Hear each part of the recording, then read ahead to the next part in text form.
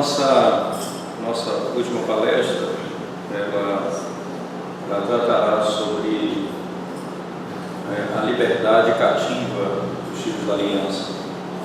É um termo aparentemente contraditório, não contraditório em si, mas paradoxal, porque a liberdade cativa, cativo, cativeiro, preso, e liberdade parece que não combinam, mas o fato é que não existe a liberdade que nós imaginamos existir. Ou nós estamos servindo à carne e aos pecados e aos nossos prazeres, ou nós servimos a Deus e a sua justiça. Nós nunca somos livres como nós pensamos ser. Daí a ideia da liberdade cativa, ela se enquadra exatamente no conceito do prefácio dos 10 mandamentos, no texto que eu gostaria que nós abríssemos nessa manhã. Êxodo capítulo 20, por favor. Êxodo capítulo 20. Nós vamos ler especificamente o verso 2 do capítulo 20, Êxodo 20. Diz assim: Eu sou o Senhor teu Deus, que te tirei da terra do Egito, da casa da servidão. Eu sou o Senhor teu Deus, que te tirou da terra do Egito, da casa da servidão. E imediatamente então começa a lei: não terás outros deuses diante de mim. Você percebe? O conceito inicial é da liberdade da escravidão, liberdade do pecado, e então a obediência à lei. Percebe que as duas coisas estão intimamente ligadas: liberdade e a mente cativa à lei de Deus. É óbvio que quando você é escravo do pecado, você tem e vai ter, sem dúvida alguma, na sua vida muitos sofrimentos. Mas na lei de Deus, a Escritura fala que nós temos deleite, prazer na palavra do Senhor. As Escrituras descrevem também, que até mesmo o sofrimento que vem sobre nós nos fará amar ainda mais os testemunhos do Senhor, como o salmista muito bem descreve.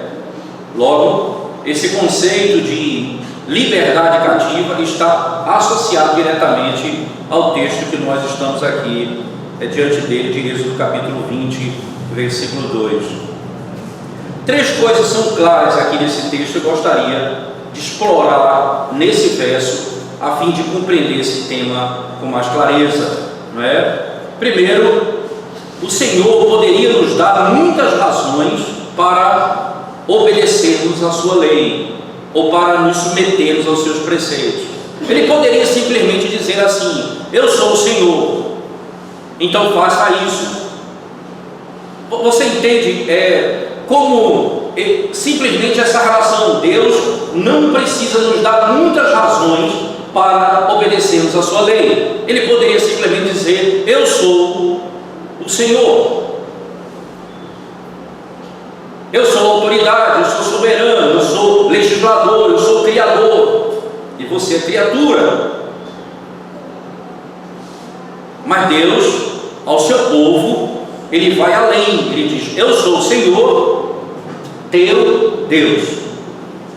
E aí esse teu, essa linguagem tua, teu, ela está diretamente associada ao caráter pactual. Veja qual é a essência do pacto: eu sou o teu Deus, tu és o meu povo. Essa relação é a relação do pacto.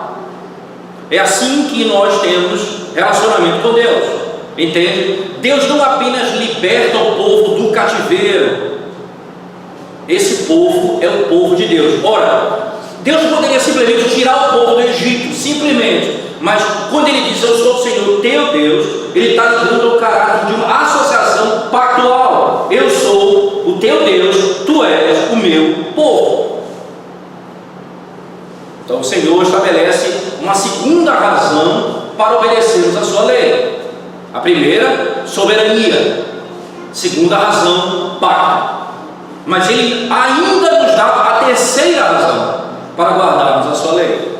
A terceira razão é que te tirei, ou que te tirou da terra do Egito, da casa da servidão. Preste bem atenção. Eu sou soberano, que fiz uma aliança contigo e que te redimi da escravidão.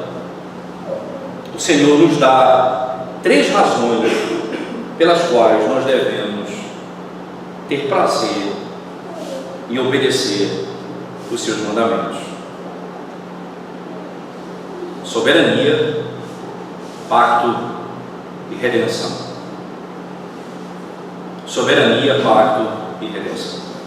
Esses 3 tópicos, esses 3 temas, subtemas nesse capítulo 20, verso 2, é que eu gostaria de explorar com vocês aqui nessa manhã, certo? Isso aqui é parte da nossa palestra nessa manhã. Então, nós podemos dizer que o prefácio dos 10 mandamentos nos ensina que porque Deus é o Senhor, porque Deus é o nosso Deus e porque Deus é o nosso Redentor, nós estamos cativos, submetidos, submissos a guardar todos os seus mandamentos. Porque Deus é o nosso Senhor, veja só, porque Ele é Senhor, porque Ele é nosso Deus e porque Ele é Redentor. Está posto então diante de nós,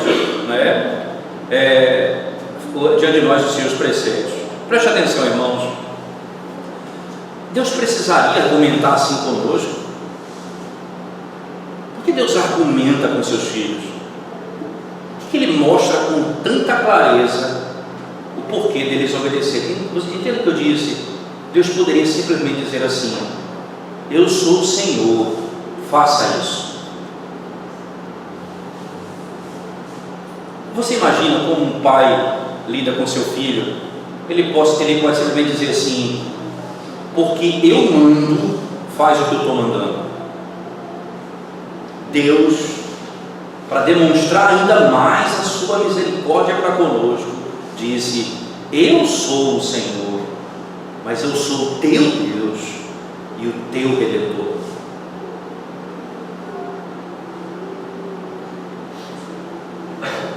O Senhor mostra aqui com tanta clareza, Ele ama trabalhar na vida do homem como uma criatura racional, de acordo com os princípios da sua própria natureza. Deus é Deus e Deus é intelectualmente, não há como comparar a intelectualidade, a capacidade, a sabedoria, e Ele argumenta com as criaturas de acordo com a natureza dessas criaturas, como Ele as criou, e Ele então faz isso com elas. Como em Oséias, no capítulo 11, versículo 4, se você tiver sua Bíblia aberta, veja como o Senhor lida com o povo dele. Oséias, capítulo 11, especificamente no versículo 4. Oséias, capítulo 11, versículo 4, diz assim a palavra de Deus.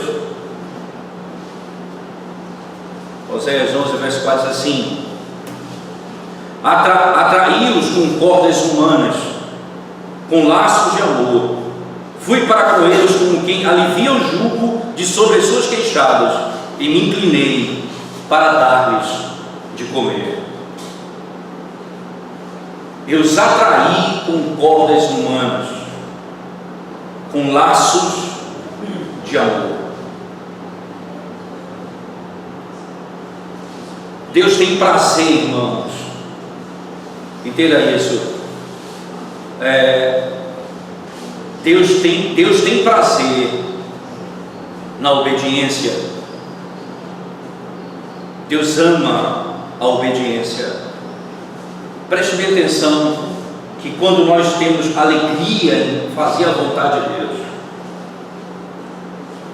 o Senhor é mais glorificado.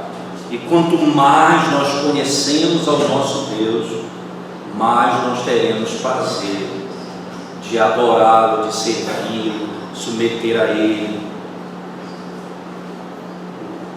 É por isso que o conhecimento, entenda, Deus poderia ter simplesmente dado as regras, mas Ele diz que Ele é o Senhor, que Ele é o nosso Deus, que Ele é o libertador. Ele se dá a conhecer. Ele se dá a conhecer.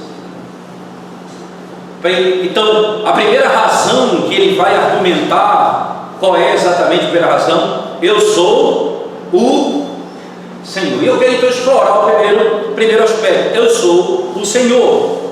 O que significa isso, irmãos? Eu sou Yahvé. Eu sou eterno. Eu sou imutável. Eu sou. Todas as coisas existem em mim. Eu sou.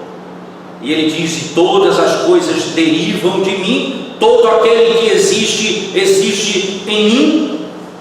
Como Êxodo 3,14 ele diz: eu sou o que sou. É um nome significante. Eu sou o que sou. Entenda, a palavra Yahvé vem do verbo ser, estar, em hebraico provavelmente, e está ligado ao conceito também daquele que é o Deus do pacto. O que o nome dele significa? Eu sou o que sou. Preste atenção, ele não diz eu sou o que eu não era. Eu sou, mas eu serei diferente do que eu sou. Você entende? Ele diz eu sou o que sou. Daí a linguagem bíblica é eu sou, é o nome de Deus, eu sou. O que significa isso? Significa que ele é imutável. Ele não é aquilo que ele não era, ele é. Ele é eterno. Até para descrever a eternidade de Cristo sendo gerado pelo próprio Pai, Deus usa esse termo lá no livro de Salmo, quando diz eu hoje te gerei. Veja, ele usa o termo hoje, não é para dar a ideia de que um dia ele gerou Cristo, mas para a ideia de que eternamente ele foi gerado. Em outras palavras, o hoje é porque não é ontem nem amanhã, é um tempo que não cessa, é hoje. Não existe passado para Deus, não existe futuro para Deus, existe eternidade. E a maneira de descrever a eternidade, hoje. Ele é Senhor, Ele é Deus, soberano. Existe realidade e certeza no seu ser. Os ídolos são nada. Toda a divindade dos ídolos são fantasiosas e opiniões dos homens. Mas Deus é real. Deus existe, Deus é na sua essência. A necessidade, a eternidade, a imutabilidade do seu ser é descrita no seu nome. Todas as outras coisas que existem não existiriam sem Ele. Eles não teriam existência até Deus dar existência a elas. Interessante você pensar nisso, porque a constância, a perpetuidade da sua natureza e da sua vontade, Ele é soberano. Eu sou o Senhor, eu sou o que sou. Eu sou o que sempre existiu. Eu serei o mesmo. Sem isso, irmãos, sem que Deus seja exatamente aquilo que a Bíblia diz que Ele é, não haveria propósito, não haveria submissão, não haveria posse, porque Deus estaria sujeito à mesma realidade que nós temos. Ele está acima, Ele é Senhor, eterno, soberano, imutável, acima dos homens. E aí, entenda, por que esse nome inclui essas razões para nós obedecermos os mandamentos dele? Por que o nome dele tem a implicação direta no mandamento dele? Primeiro, a sua excelência infinita e a perfeição da sua natureza, onde todas as criaturas estão sujeitas. Ele está infinitamente acima de todas as coisas, acima dos homens, e ele é tão glorioso nas suas perfeições que ele precisa ser o legislador. Se Deus, e aqui é um ponto importante, se Deus deixar de legislar, ele deixa de ser Deus. E se o homem deixar de se submeter a leis, ele deixa de ser criatura. É da natureza do Senhor legislar, e é da natureza da criatura submeter-se às leis.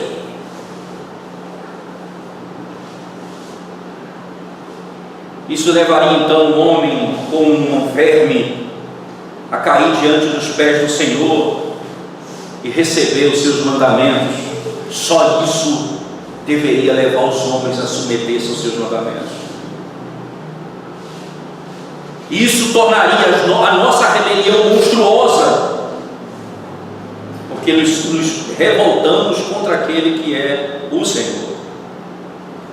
Segunda razão, porque essa expressão, o Senhor, eu sou o Senhor, implicaria em obediência à sua lei. Ele é o Senhor Criador para todos os homens. Ele é o Criador. Ele nos deu o seu ser, nós somos obras de suas mãos, e por isso nós estamos dispostos a Ele, assim como os vasos estão nas mãos do oleiro. Tudo que nós temos, língua, mãos, alma, corpo, é dele.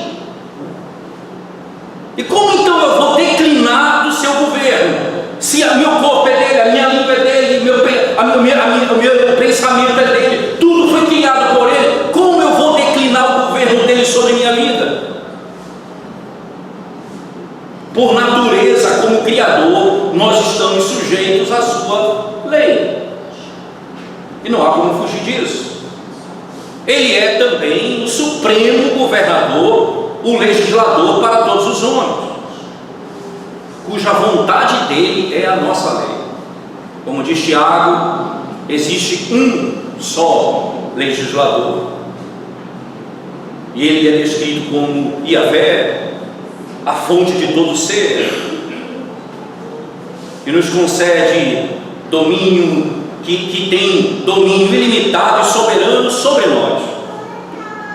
Dessa maneira, desobedecer a esse governador e a esse soberano é desobediência terrível, é a prática da injustiça, e nós estamos sujeitos à sua condenação por isso.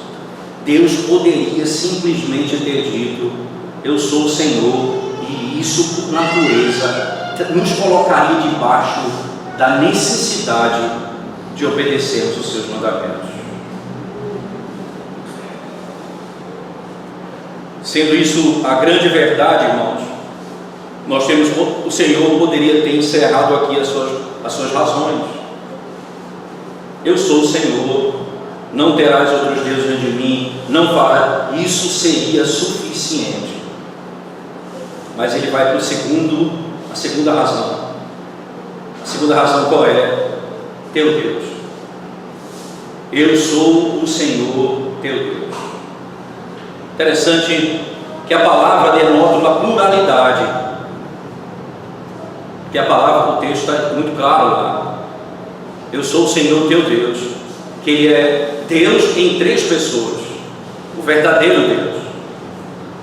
E as três pessoas da divindade estão em aliança com o seu povo.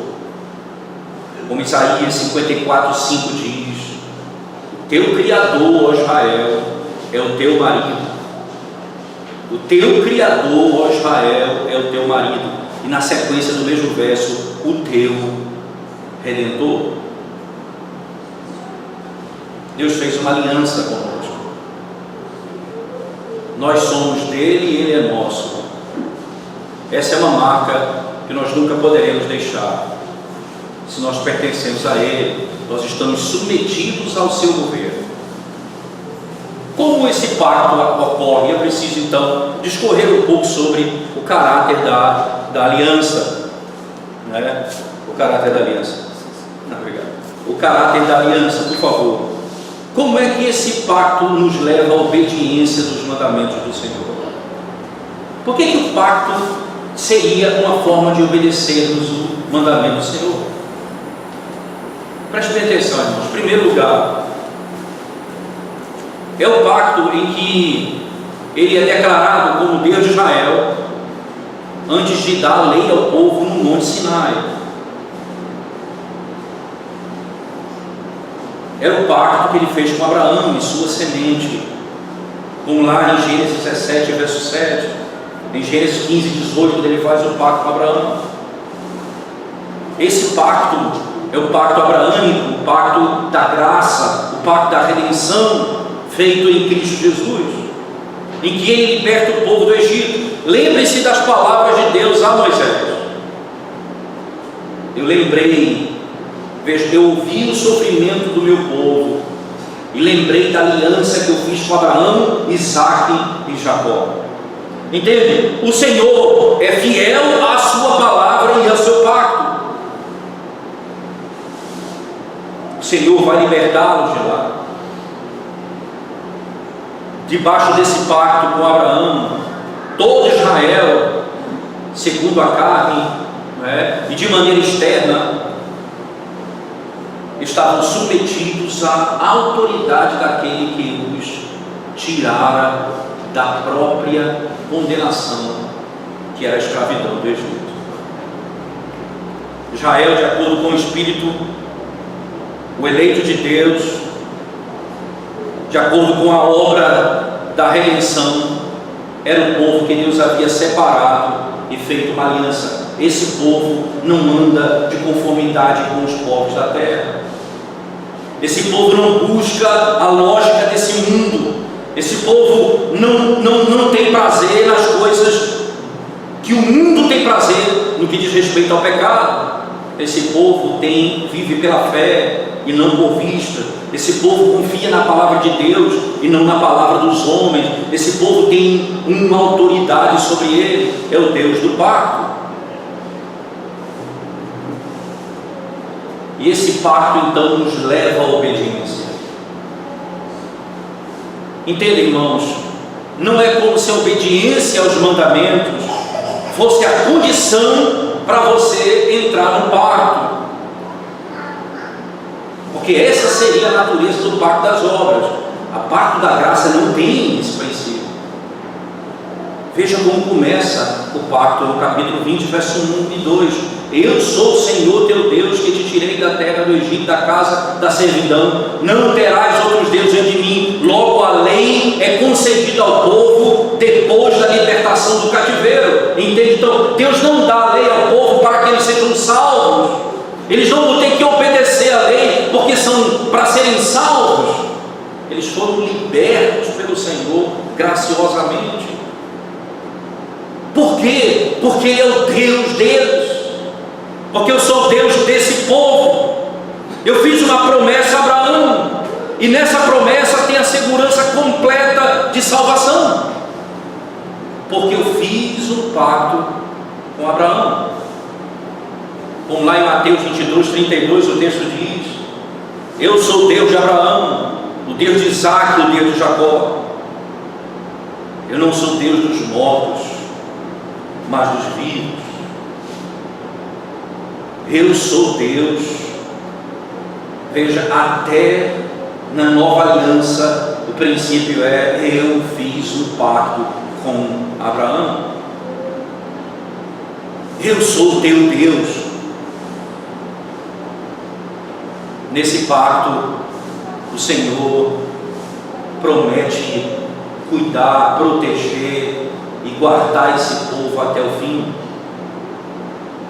Agora, quando nós consentimos com o pacto, o consentimento com o pacto nos leva ao princípio da obediência aos mandamentos do Senhor. O que é que o pacto diz em Hebreus 8:10? Eu colocarei minha lei nas suas mentes e as escreverei nos seus corações, e eu serei para eles Deus, e eles serão para mim povo. Hebreus 8, verso 10. Veja que na promessa do pacto está escrito: eu colocarei minhas leis nas suas mentes e as escreverei nos seus corações, e eu serei para eles Deus, e eles serão para mim povo.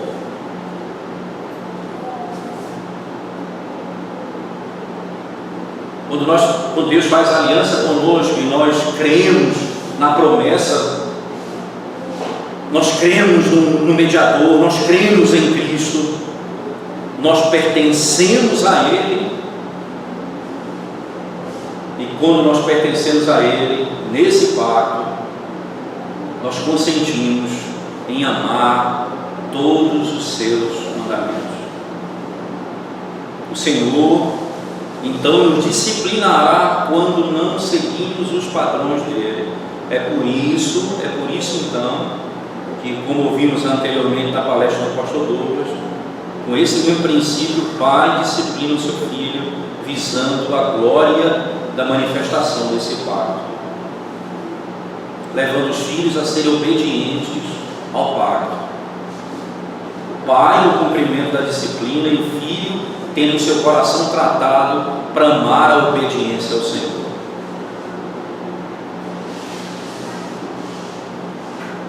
Mas ainda no segundo momento ele diz: veja, quando nós consentimos com o pacto, nós nos submetemos à sua lei, e por causa também da honra do pacto.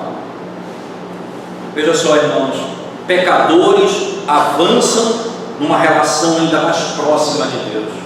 Preste atenção, essa é a honra do pacto. Eles se tornam servos de Deus, cuja honra do servo é a glória do seu Senhor.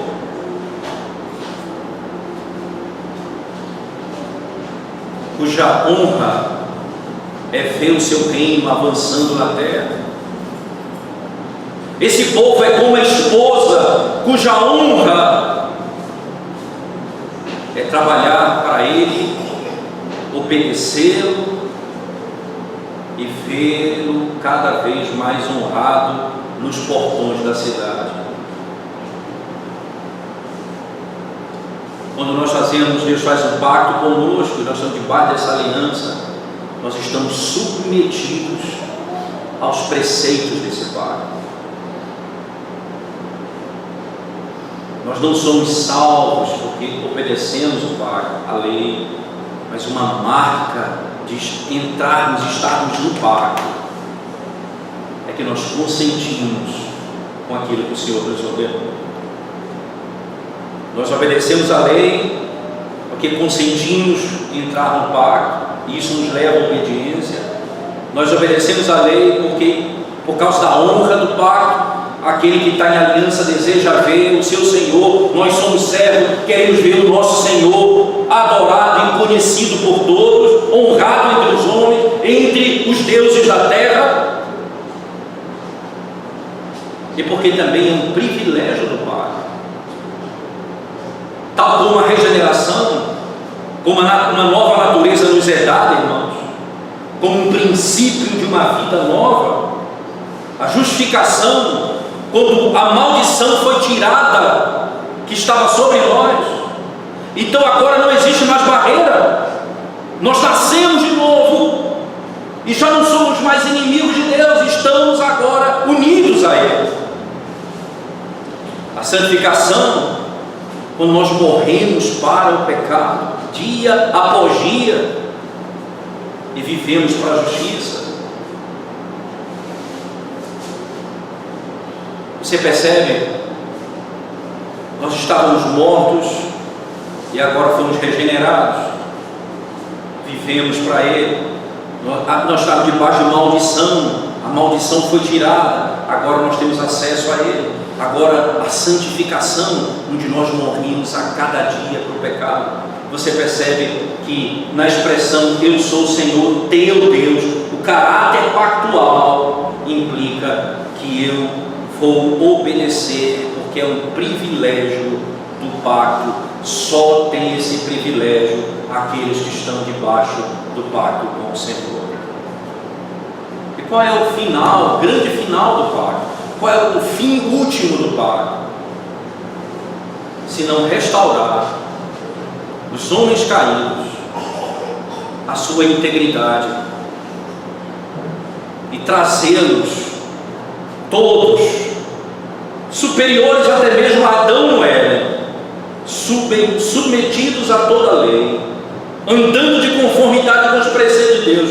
E veja, o mundo quebra toda a lei de Deus, e Deus tem um povo que chama, diz assim: eu sou teu Deus, tu és o meu povo. E esse povo é como um jardim fechado nesse mundo que Deus separou, e aqui nesse meio você tem homens, mulheres, crianças que se submetem aos mandamentos do Senhor, porque tem prazer no Deus da aliança e andam de conformidade com os seus preceitos. E a última razão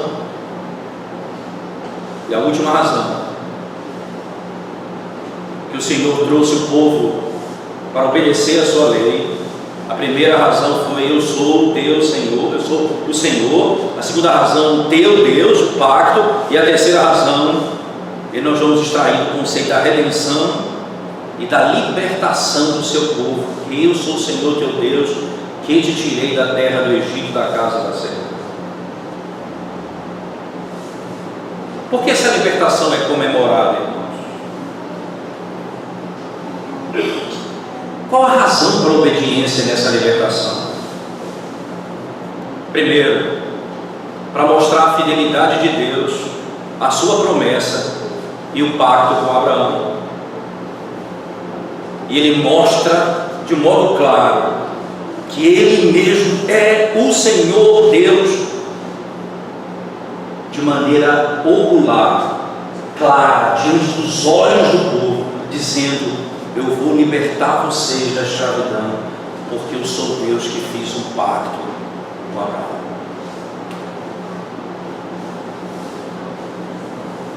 Ele mostra ao seu povo. Você entende isso? Ele é o Senhor, ele é o meu Deus. Mas como é que eu vejo isso? Quando, pelo fato de termos sido arrancados da escravidão do pecado, salvos, redimidos pelo Senhor. O fato é que a estranheza dessa libertação, irmãos, é interessante, porque ela é estranha.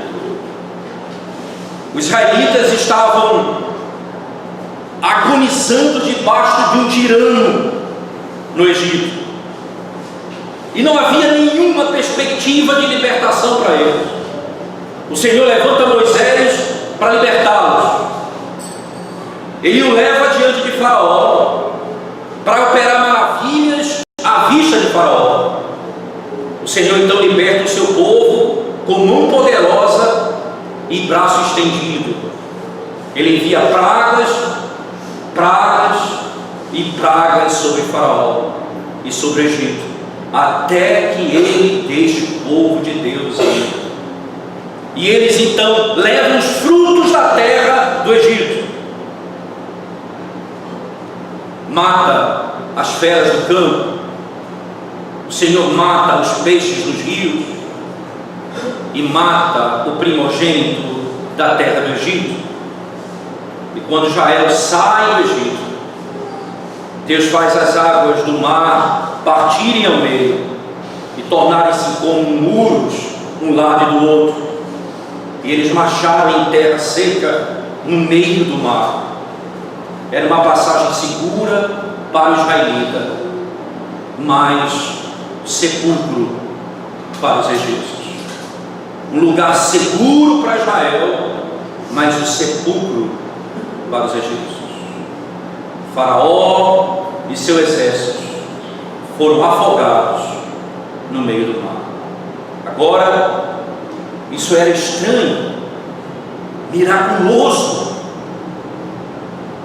A misericórdia nunca será esquecida, e por isso ela é comemorada, e por isso ela é manifestada por meio da obediência. Perceba, a libertação poderosa não produzirá simplesmente a liberdade para vivermos de conformidade com os nossos pensamentos, mas a libertação poderosa nos submeterá ao nosso libertador. Eu queria que você abrisse sua Bíblia comigo, por favor. O texto de Gálatas, capítulo 5. Gálatas, capítulo 5.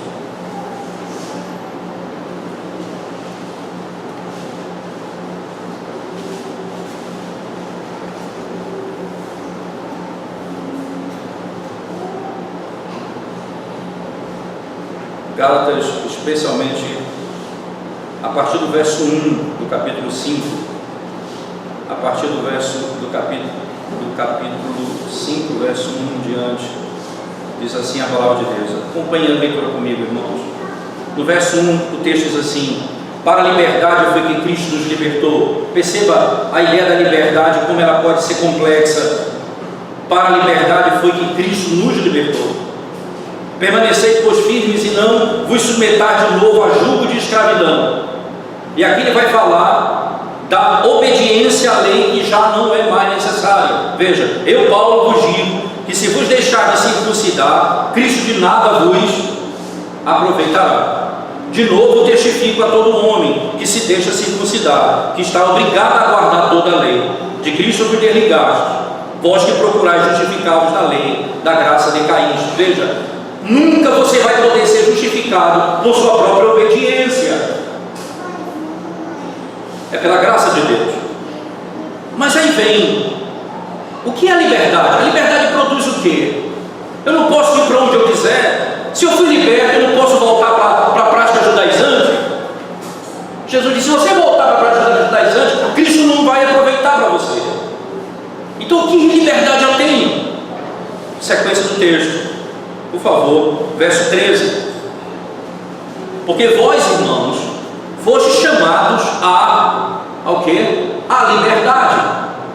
Porém, não useis da liberdade para dar ocasião à carne. Sede antes servos uns dos outros, pelo amor, porque toda a lei se cumpre em um só preceito, a saber, amarás o teu próximo como a si mesmo, a ti mesmo. Veja, o Senhor aqui aplica a lei, a segunda tábua da lei, para descrever toda a lei se cumpre aqui. Qual o princípio provavelmente posto aqui? Ora, irmão, se você não ama o irmão que você vê, como você amará a Deus que você não vê? Então, o princípio, João, você foi liberto não para dar vazão à carne, mas para se submeter à lei de Deus. Você foi liberto para se submeter à lei de Deus. A maneira como Deus liberta o povo do Egito, Deus se encontra com ele no Monte Sinai e ele diz como eles devem viver. Porque esse é o benefício mais memorável que nós temos. Eles foram libertos da tirania do Egito. Eles eram escravos do Egito. Faraó, os fez servos escravos do Egito, com rigor. Eles tinham capatazes que eram terríveis, que colocavam trabalho mais duro do que eles podiam suportar. Todos os seus filhos, os homens, foram determinados que deveriam ser mortos ou afogados no rio Nilo. Suas aflições e escravidão era tão grande que eles foram feitos um sinal e eles só viviam com um sinal. Eles gemiam. Só que o gemido deles foi para o céu. E Deus então chama Moisés e diz: eu lembrei da minha aliança com Abraão, Isaac e Jacó. Os egípcios eram idólatras terríveis, tornaram a glória do Deus eterno e imutável na imagem de coisas corruptíveis, como homens, pássaros, bestas. Eles adoravam pássaros, bestas e as coisas que rastejam sobre a terra. Adoravam a coruja, a águia, melhor dizendo, a própria águia, o crocodilo. Eles adoravam até mesmo o tipo de comida que eles tinham. Então perceba, considere como os judeus estavam ali prontos para viver debaixo da idolatria dos egípcios. E o coração deles rapidamente iria desejar isso. Haja visto que quando eles são libertos, eles ainda lembram do tipo de vida que eles tinham no Egito, porque era aquilo que eles buscavam todo o tempo. Mas Deus teve grande misericórdia deles e os libertou da terra dos idólatras. Isso foi um sinal extraordinário sobre eles. Sem dúvida alguma, você vai lembrar das palavras de Josué, quando ele está no final da vida, renovando a aliança com Deus diante do povo. Ele lembra: os nossos pais adoravam falsos deuses. Os nossos pais adoravam falsos deuses. Vejam onde nós estamos. O Senhor, ao libertar o seu povo da escravidão, estabelece um princípio claro: vocês vão viver de conformidade com os meus preceitos. Era a bondade de Deus para com eles. Entenda, irmãos, era esse o tipo de libertação que Cristo operou na nossa vida, quando Ele veio ao mundo destruir os inimigos, o pecado, o diabo e o mundo, nos libertando do cativeiro, nos arrancando da idolatria. Veja se isso não é a característica da conversão. Usando a própria linguagem da antiga aliança, Paulo fala assim na primeira carta aos Tessalonicenses. Abra sua Bíblia comigo, por favor, capítulo 1 especificamente, primeira carta de Paulo aos Tessalonicenses. Ele diz assim: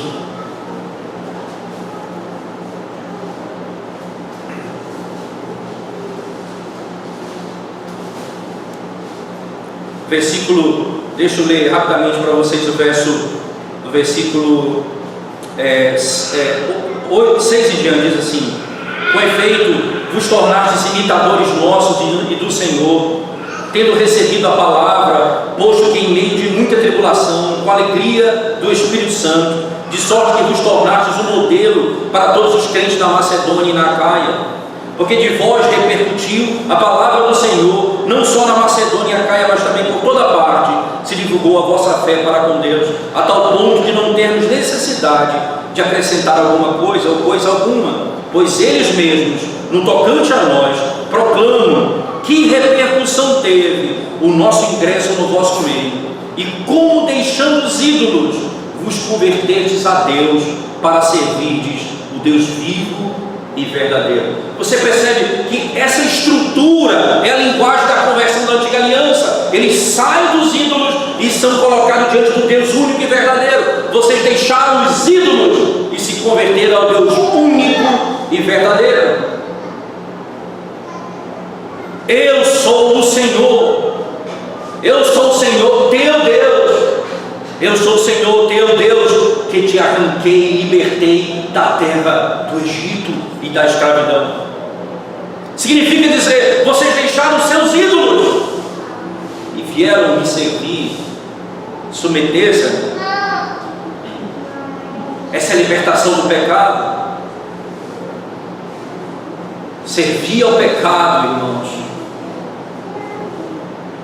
é não servir a Deus, porque o pecado escraviza a alma. Entenda isso. De todas as servidões, as servidões do pecado, sem dúvida alguma, podemos declarar que o grande malefício que ela vai trazer, de todas elas, é a escravidão da nossa alma. Nós estávamos presos por correntes de ferro, muito pior do que correntes de ferro. Eu estava preso pela obstinação da minha própria vontade. Nessa escravidão, a alma é distorcida e apartada de Deus, e me leva a paixões e desejos que são opostos à lei de Deus.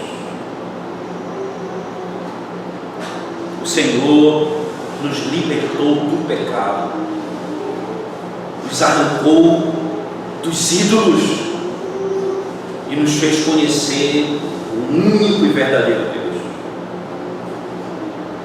Nos libertou de Satanás, não apenas do pecado, mas também de Satanás, porque todo homem, por natureza, está debaixo da casa da escravidão. Eles são escravizados pelo maligno, que é chamado Deus desse mundo, e é dito na Bíblia que ele governa os filhos da desobediência. Os pecadores estão debaixo do seu mandamento, do seu comando, e ele tem um exército, e ele tem jurisdição sobre eles. Ele cegamente, dando ignorância, fazendo com que eles aceitem o erro, tornem o erro em verdade, esqueçam o que é bom, amem fazer a sua própria vontade, amando a si mesmo mais do que aos outros e ao próprio Deus, tornam-se então escravizados, praticantes do pecado. O Senhor viu a nossa agonia, o nosso choro. Estávamos presos, deuses, e o Senhor diz assim: esses são os meus eleitos, porque eu fiz uma aliança com meu filho na eternidade, e eu estou ouvindo o sofrimento do meu povo. E ele veio e nos arrancou do meio do pecado, das garras de Satanás e do próprio inferno.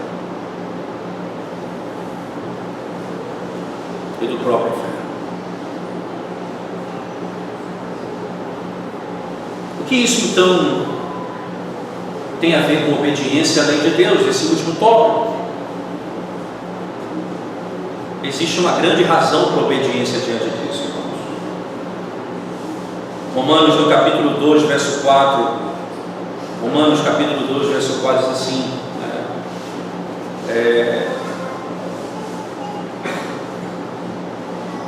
não esqueça que é a bondade de Deus que te leva ao arrependimento.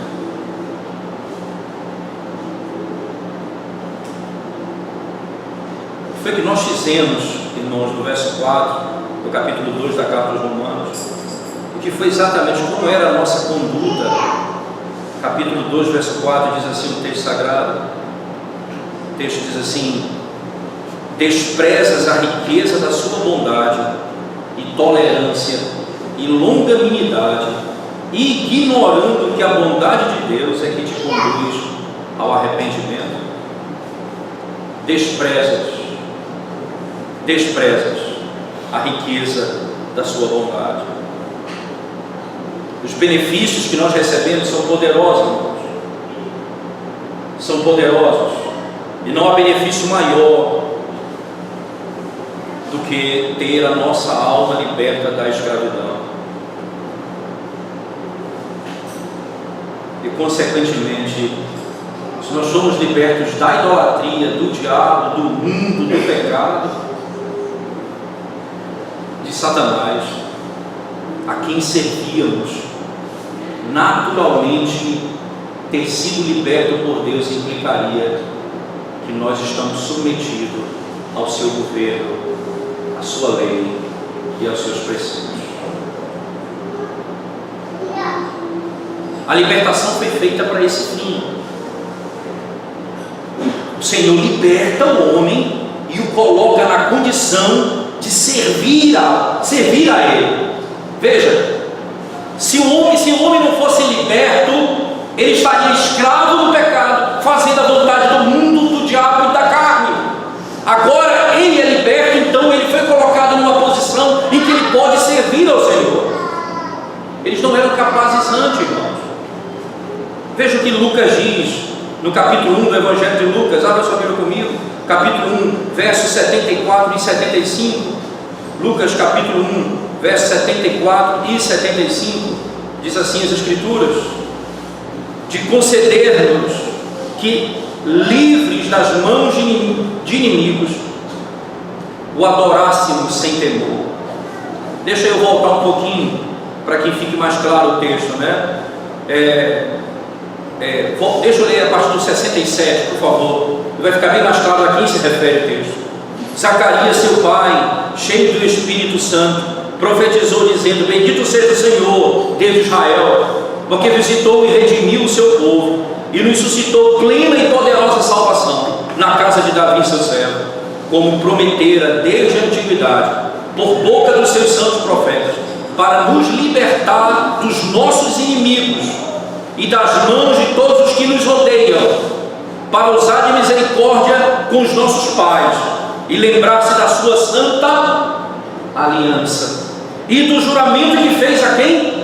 A Abraão, nosso pai. Veja, mesma razão que Deus liberta Israel do Egito, lembrando da aliança com Abraão, a mesma razão o Messias vem libertar, trazendo a lembrança do pacto com Abraão. Ele continua: o nosso pai, de conceder-nos que, livres das mãos de inimigos, o adorássemos sem temor, em santidade e justiça perante Ele todos os nossos dias. Perceba como a natureza da libertação. Uma vez que nós somos livres das mãos dos inimigos, o que vai acontecer conosco? Nós vamos adorá-lo sem temor. Então a própria libertação nos conduz à lógica da submissão. O Senhor nos libertou e nos fez servos dele. Enquanto eles estavam na luta da escravidão do Egito, Faraó não permitiria que eles servissem a Deus, mas agora não havia nada que pudesse impedir.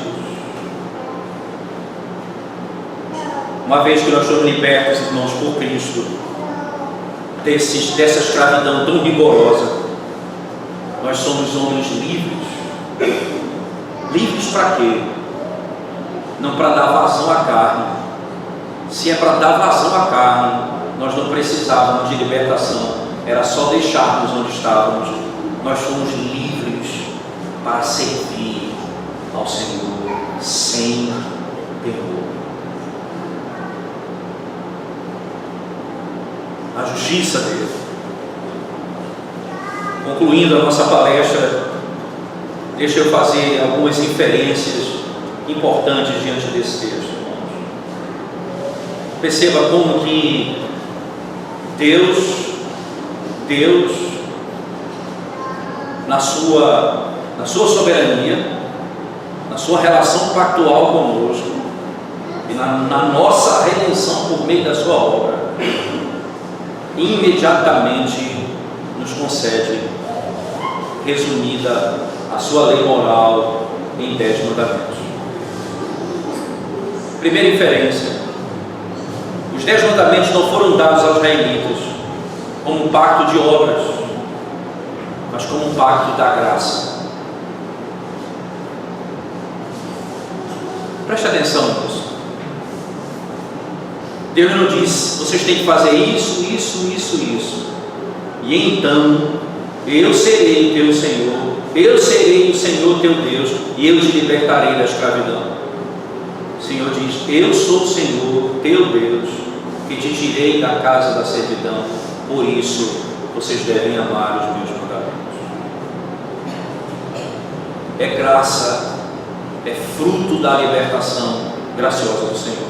Segundo, o verdadeiro caminho para obedecer a esse mandamento, primeiro caminho para obedecer esse mandamento, sabe qual é? é crer que Deus é o nosso Deus em Cristo. Ora, fora dessa realidade, nós nunca amaremos o mandamento do Senhor.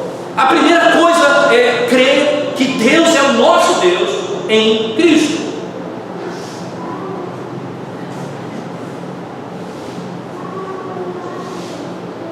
Interessantíssimo, irmãos. Primeiro crer, então fazer. Primeiro confiar nele, depois praticar. Esse é o preceito da lei. Interessante, no catecismo da nossa igreja, a igreja presbiteriana, no breve catecismo, por exemplo, a nossa comissão estabeleceu um princípio interessante. Diz assim: o que é que a Bíblia nos ensina? Ela diz assim, ela usa uma linguagem bem interessante. Ela fala, qual o escopo da Escritura? Tudo que nós devemos crer e fazer. E veja, a ordem interessante. Ela não diz tudo que nós devemos fazer e crer, porque crer e fazer, porque esse é o princípio. E aí você vai ver no nosso catecismo em particular, você vai dizer em quem nós devemos crer. Aí vem a pergunta: o que é Deus? Quantas pessoas existem na divindade? A pessoa de Cristo, a dupla natureza de Cristo, a obra dos seus ofícios, tudo que é Cristo está passo a passo, porque se nós não crermos assim, não há salvação. Se eu não crer que Jesus é verdadeiro homem e verdadeiro Deus, não há salvação. Se eu não crer que Deus é triuno, existe um único Deus que subsiste em três pessoas, não há salvação. Aí vem a prática. Logo depois, lá depois de tudo que eu tenho de crer, vem a exposição dos 10 mandamentos. E por último, a oração do Pai Nosso, exposta passo a passo. Como eu devo amar a lei de Deus e como devo orar. Porque dentro do nosso catecismo, então, está posto o princípio: o que eu tenho de crer e o que eu tenho de fazer. Porque é assim a lei, como está colocada: eu sou o teu Senhor, teu Deus, o teu libertador. Eu preciso crer nesse Deus. Então eu sei o que eu devo fazer.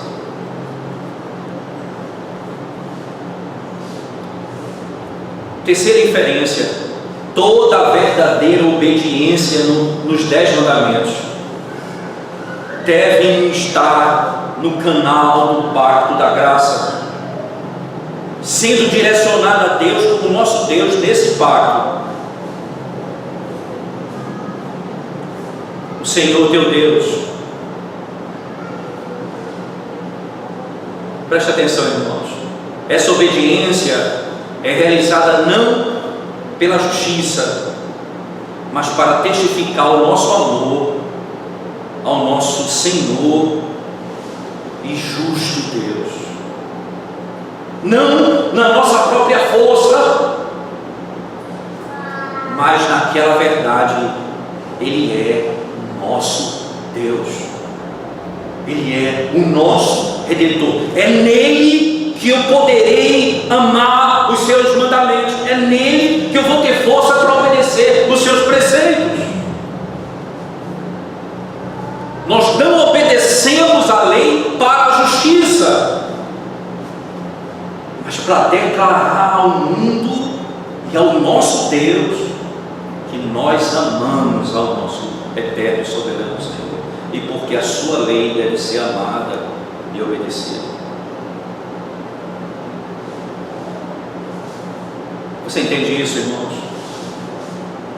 É por isso que a nossa obediência é cativa, ou a nossa liberdade é cativa, porque nós não vamos submeter a lei de Deus se não formos libertos, e nós não vamos demonstrar liberdade se não nos sujeitarmos a esse Deus revelado na Escritura. Nós não poderemos amar a sua lei se não estivermos nele. E isso então vem a quarta e última inferência: Todos os homens, independente de estarem na aliança ou não, são obrigados a guardar esse mandamento. Por quê? Porque Deus é Senhor de todos. Logo, como Deus vai julgar os homens? Pela lei. Todos os homens serão julgados pela lei. Ninguém escapará disso. Todos devem ter um único Senhor. Todos não devem fazer imagem de escultura para adorá-lo. Todos não devem tomar o nome dele em vão. Todos devem guardar o dia do Senhor. Todos devem honrar pai e mãe. Todos devem fugir da impureza sexual. Todos devem respeitar a propriedade privada. Todos devem amar a vida. Todos devem falar a verdade. E todos devem estar satisfeitos com aquilo que Deus nos deu.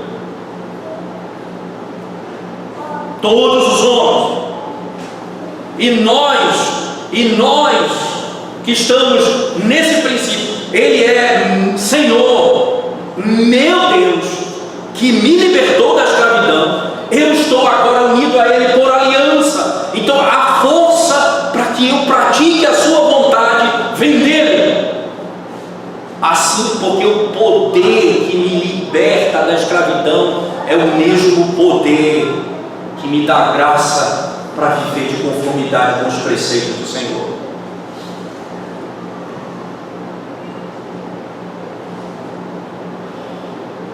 Deixa eu encerrar dizendo para vocês, lendo o texto de Romanos, por favor. Romanos capítulo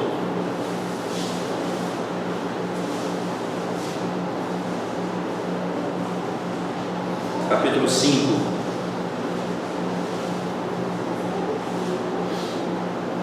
Desculpa, é o capítulo 8, 1 a 4.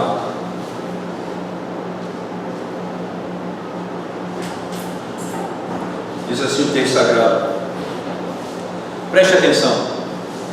Agora, já nenhuma condenação há para os que estão em Cristo Jesus. Porque a lei do Espírito da vida em Cristo Jesus te livrou da lei do pecado e da morte. Porquanto que fora impossível a lei, no que estava enferma pela carne, isso fez Deus enviando quem?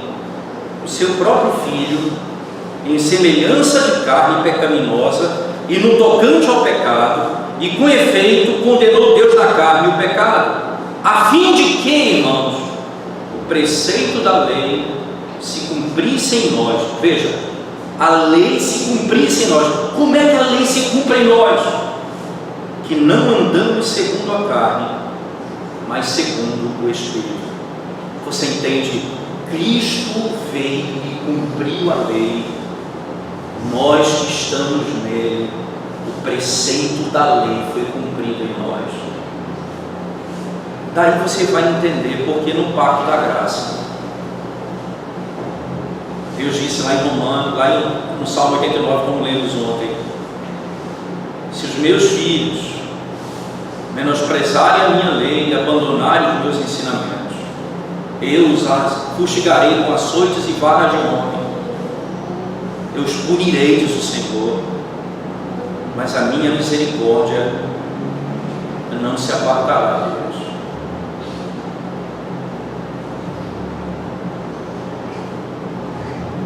Nós cumprimos a lei perfeitamente no nosso Redentor, Jesus Cristo. Ou você acha que Abraão não cometeu pecado? Sim, Abraão cometeu pecado. Mas o que a Bíblia diz sobre Abraão? Gênesis capítulo 26, por favor. Gênesis capítulo 26.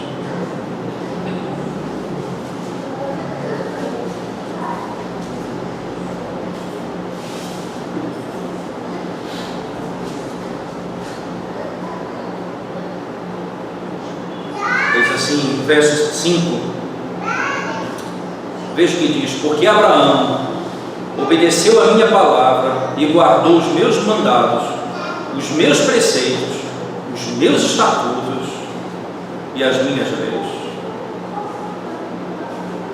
Você sabe o que a Bíblia fala de Davi, 1 Reis 5? Que ele guardou toda a lei de Deus. Nós sabemos que Davi pecou. Como Abraão, como Davi poderá chegar diante de um Deus que não aceita pecado?